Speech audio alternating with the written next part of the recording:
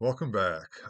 This is week 6, lecture 2, and again doing away with the pretense of asynchronicity, at least in terms of my recording of these lectures. Today is January 29th,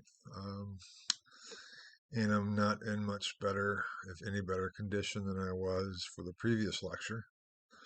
So that kind of preface that I gave there applies here as well. I hope to get through all of this. We'll see. So I'll leave that as it is. So whenever you get to this, because the course is asynchronous, and you may get to this next week, you may get to it tomorrow, you may not get to it until end of March or whenever. But at least you understand the context in which I am actually recording this lecture. So that be the case. Today's lecture, or this week's lectures, part 2, is Passive Righteousness, Luther's Theological Discovery. And we'll be talking a lot about that. And this is primarily a condensation of much of what I talk about in chapter 3, which is one part of the assigned readings for this week, in Luther and the Reformation of the later Middle Ages. Because it's a big deal. And the big deal is this. And this has been going on almost since the first historiographical treatments, meaning what scholars have said about Luther and his becoming the reformer. He had a breakthrough, a discovery. Usually, I'll be addressing this later as well, that discovery has been seen as justification by faith. We'll be talking more about that later in this lecture and in other lectures too, and the extent to which that is a misnomer. And yet that's overwhelmingly what you will read if you read any accounts of the Reformation out there. If you've heard any accounts of the Reformation out there, it's Luther had this big discovery of justification by faith. Then the big problem becomes is, when did he have this discovery? And if you have looked at the PowerPoint slides, you'll see I'll be addressing that, the issue of the dating. But in general, the argument runs something like this. And this is why it's a problem, the dating of this discovery. Because if Luther had his discovery at an early date, 1513 through 1516, meaning during his first lectures on Psalms, as we discussed in the last lecture, or through his lectures on Romans, that means all of his basically all of his theological production, his biblical commentaries, are all part of Luther as the reformer. Because Luther becoming the reformer has always been identified with Luther's discovery of justification by faith. And it's been seen as the basis of that discovery was what led him to attack the church and then break from the church. So it's been seen as this discovery of justification by faith. Ergo, oh my gosh, the church is corrupt, therefore I'm going to attack the church. And then on we go from there. So an earlier dating allows that. Now, that idea of this discovery, which has been always been called his Reformation breakthrough, or Reformation discovery, Reformation breakthrough. If it's a later time, then there's an issue of, well, then his earlier works, later time meaning up to about 1518, 1519, that's about as late as it ever has gotten. That means his works before that period were not part of Luther the Reformer, but still Luther the Catholic Augustinian hermit. So you can see the dilemma, so to speak. The problem has been trying to update it. And no one, well, I think I have, but I'll come back to that. No one has really been able to propose a dating that has reached a consensus. There is, at least until my work, a general consensus that's an in-between position, in between an early dating or a later dating. And that is basically that he had an initial discovery, and then it took him a while to kind of work it out. Or, in the words of one great Lutheran scholar, um, he took him a while to work it out before he became sufficiently evangelical. And that was not until, in the scholar's view, whom I talk about in chapter 3, 1518 or so, in May of 1518, in his sermon on two types of righteousness, or two kinds of righteousness. Now, minor footnote, evangelical, referring to Luther, has nothing to do with what today is referred as the evangelicals whatsoever. Evangelium, it's just the gospel. It's the Latin derived from the Greek for good news, and that's what the Gospels were seen as, the good news of salvation with the coming birth, death, and resurrection of Jesus. And the early Lutheran movement were called the evangelical movement, and so that's where that is coming from. When did Luther become evangelical? Now, that being said, and I want to get through this. And I'm feeling myself being drained a bit. I don't want to, because this is such an important lecture and an exciting lecture. I want to start then kind of with that general overview and introduction, with going a bit more into the complexities of what's called the historiographical debate. Historiography is simply the history of history. So if we talk about the historiographical debate, what we're talking about is the debate that scholars have had over the years, certainly since the late 19th century on through the 20th century, over a given question, a given historical question. And so what has been written and what has been argued, those different positions were referred to either as the state of the scholarship or the historiography on a particular question. And so I have already tried to explain some of the big problems with this discovery of justification by faith, which I'll come back to because that's not what it was. And then the issue of equating that theological discovery or breakthrough with the point where Luther becomes the reformer or evangelical, as opposed to a medieval Christian person, or when he breaks from the medieval theological tradition. That is what at stake. Now, it gets very complex because you have Protestant scholars, predominantly Lutheran, but I just put Protestants in there in general, and Catholic scholars arguing the same point, but for different reasons. So I'm going to start by just trying to delineate, I hope in somewhat clear terms, the different positions, and on we go from there, and then we'll get into the discovery itself. So if we look at the first slide, the second slide, the historiographical debate, I have a couple of points up there, and the first is the dating of the discovery and its significance. Now, I've talked about the significance a bit already.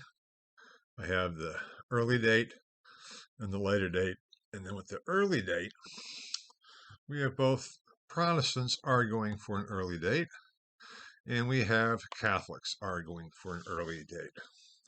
Now, why would Protestants argue for an early date of this theological discovery?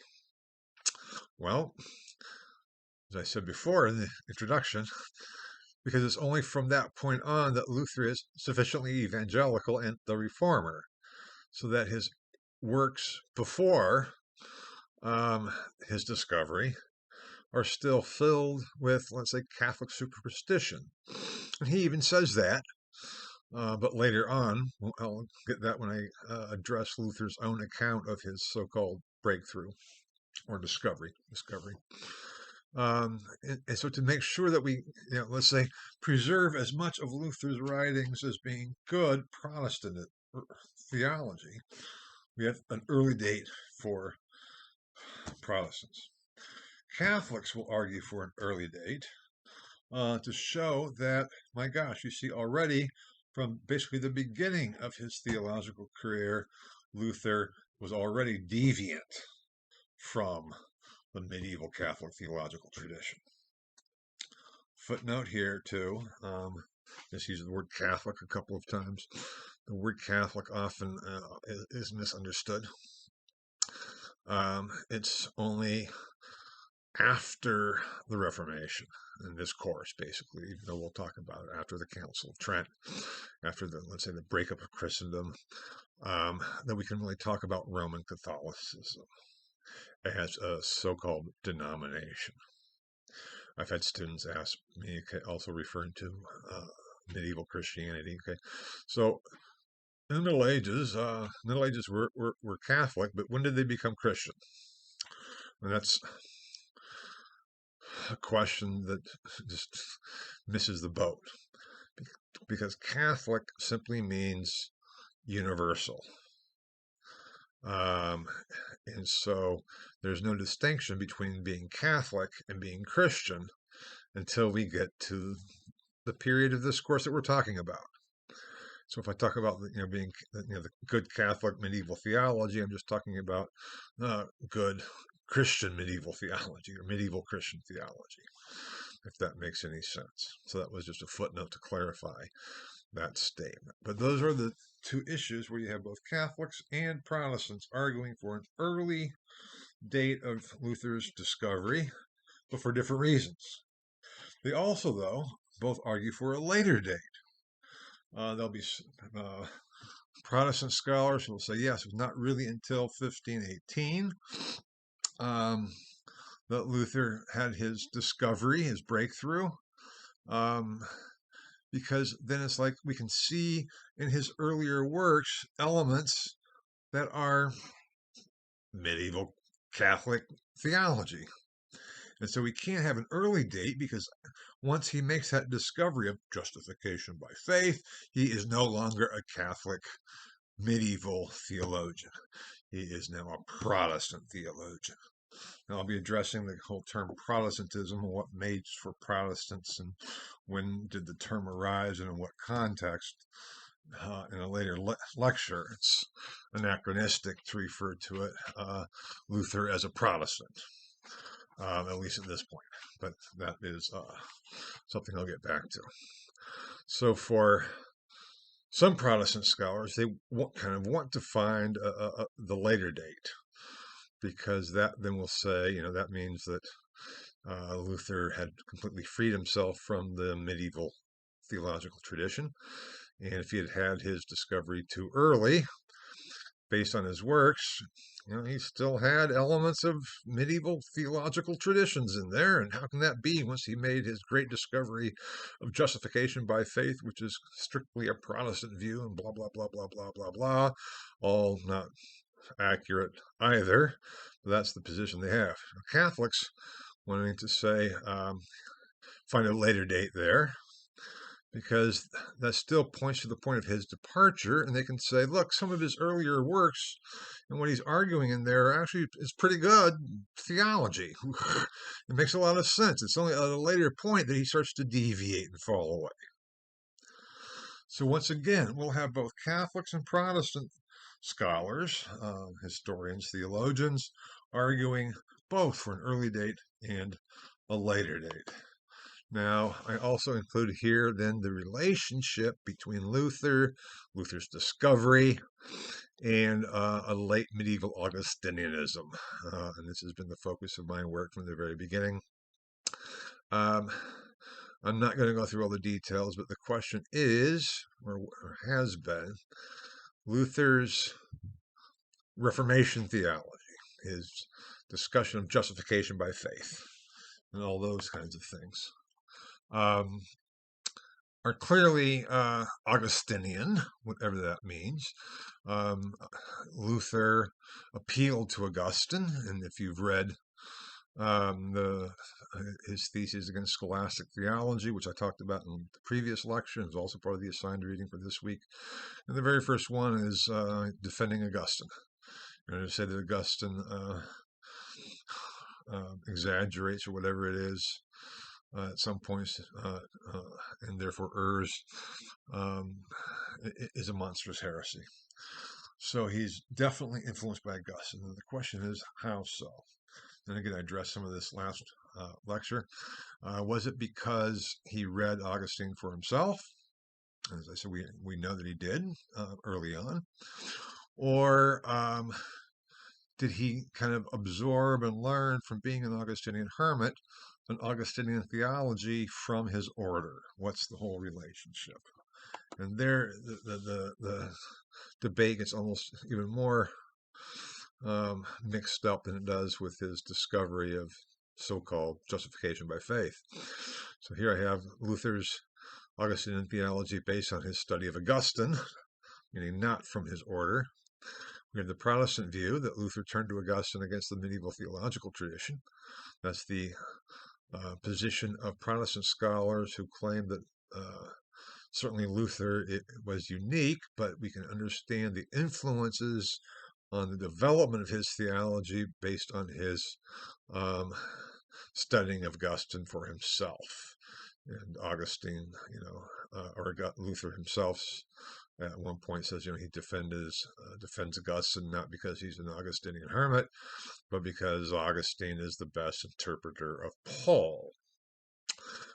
So was it then not based on his order, or was it simply on Luther's own reading of Augustine? Or how do we do it? And one argument is that it's simply Luther's own study of Augustine.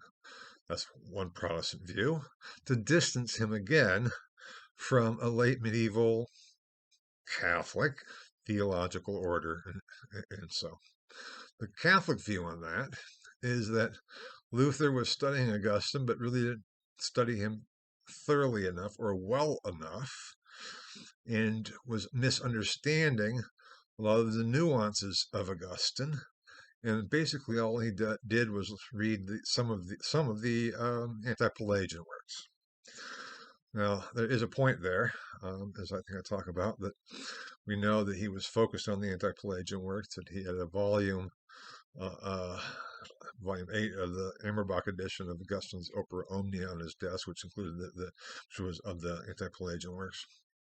So the Catholic view is that Augustine, or that Luther, didn't have a complete view of Augustine's theological works, but only a very narrow view of it. So you have, once again, both Protestant and Catholic scholars arguing that Luther's Augustinian theology can be attributed, at least in part, to his own independent study of Augustine.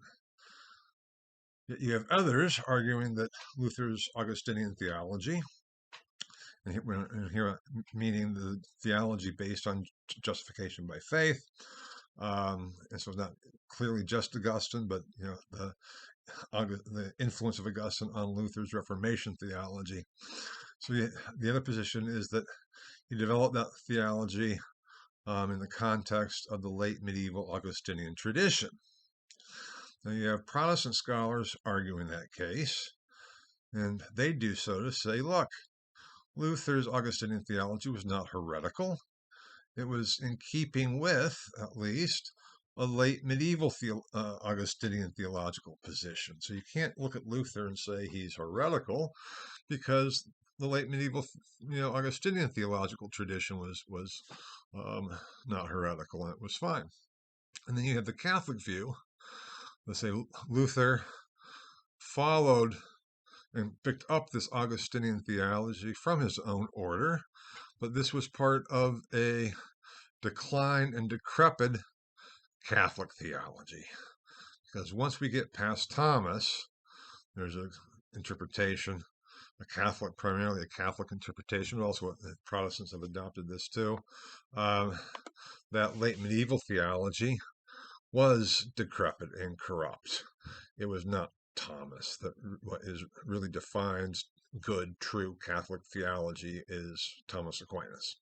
So once we deviate and go away from Thomas, who dies in 1274, by the way, and it's like then that accounts for Luther's heresy, because he's being taught in a very corrupt theology that they'll admit is corrupt. So those are the positions we have in general, both in terms of his breakthrough itself, his discovery itself, and then the various historiographical traditions in terms of the dating, and then the origins and influence on it regarding Augustine and the Augustinian theological tradition in the later Middle Ages. So it can be a complete mess, a complete mess. And those are just us kind of abstracting the different positions, and there's all kinds of different ones, ins and outs, and everywhere else. And it's been a real process working through it, and that's what I've tried to do in my own work leading up to um, Luther and the Reformation of the later Middle Ages, where I kind of disagree and critique all of the preceding traditions and offer a very new interpretation, um, based on what, in my view, is the historical account and what is most in keeping with the sources, but we'll get there as we get there. So, that being the case, all of this debate has been based on, again, trying to date Luther's discovery.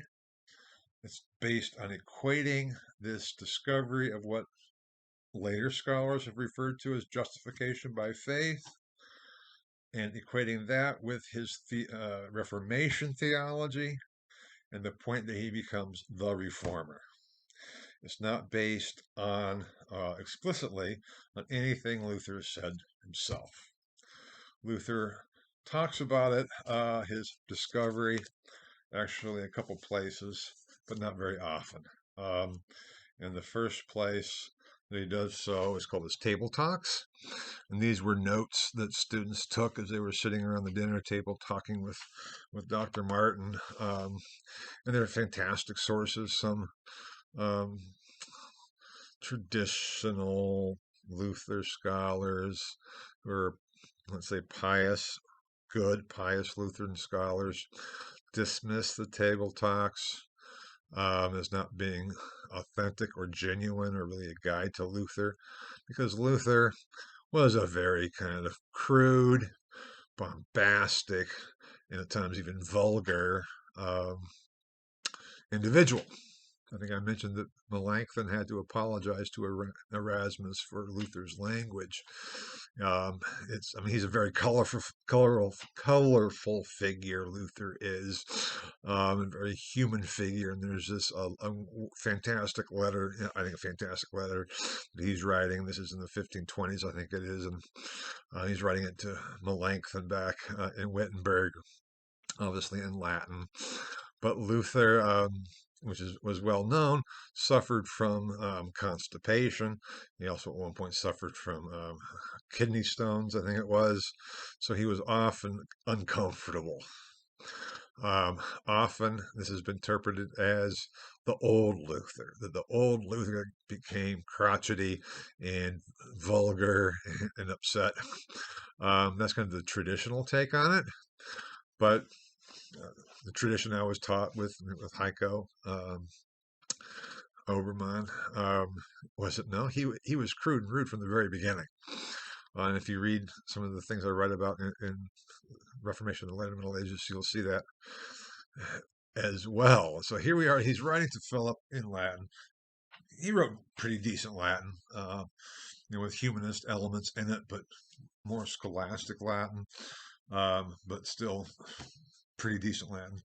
And he's going along talking about what's going on. Oh, and this and this and this. And all of a sudden he goes into German and says, Mein Arsch ist böse, which means, my ass is angry. That's the kind of person Luther was. He could be writing this letter talking about theological issues, political issues, and then he interjects, my ass is angry, Philip, blah, blah, blah, blah, blah. Sorry. He's a wonderful figure. I didn't include in the lectures. I don't think us. I'll talk about it a little bit. I'll talk about it a little bit when we talk about the propaganda and the printing. Um, what's called scatology, scatological language, and the function it played and the role that it played in the later Middle Ages, and then also with Luther. But that we'll get to when we get there.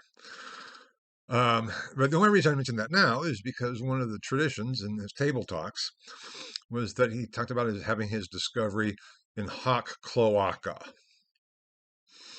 Now, this has been also debated a lot because the term cloaca means sewer or toilet.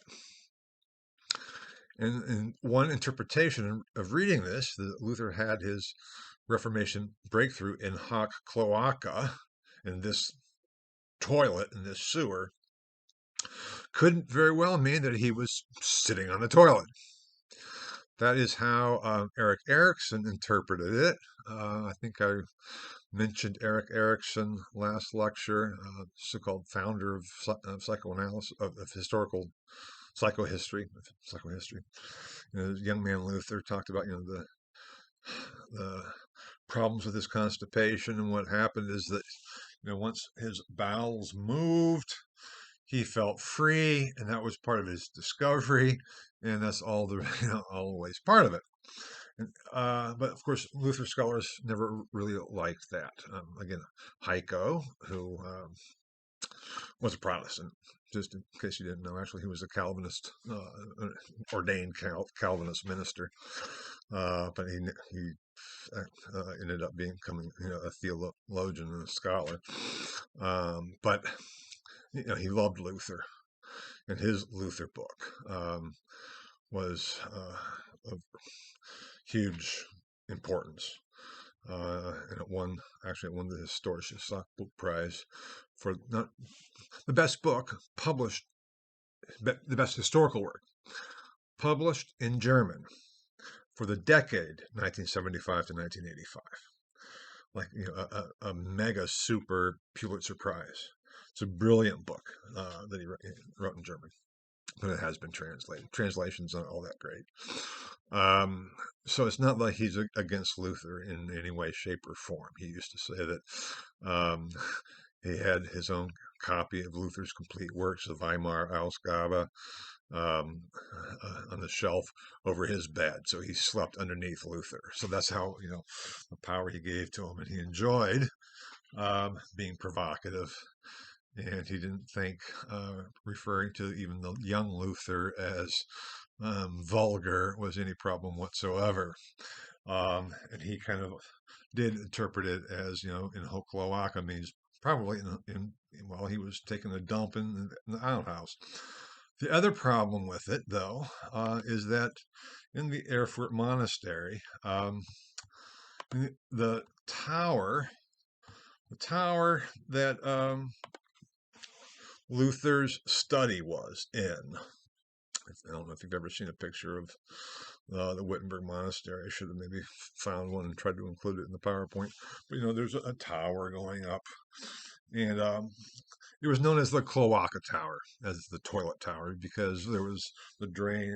They went and kind of all the sewage went out below, and Luther's study was above.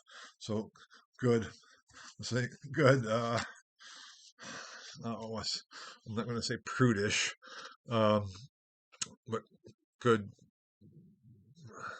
sensible Lutheran scholars, let's say they don't like the crudity and things, said, well, no, what in hoc cloaca means is he was in his study poring over the scriptures. I talk a little bit more about that debate in the book. I shouldn't have really even spent the time mentioning it here, but I thought I probably should. But because we have a real problem with the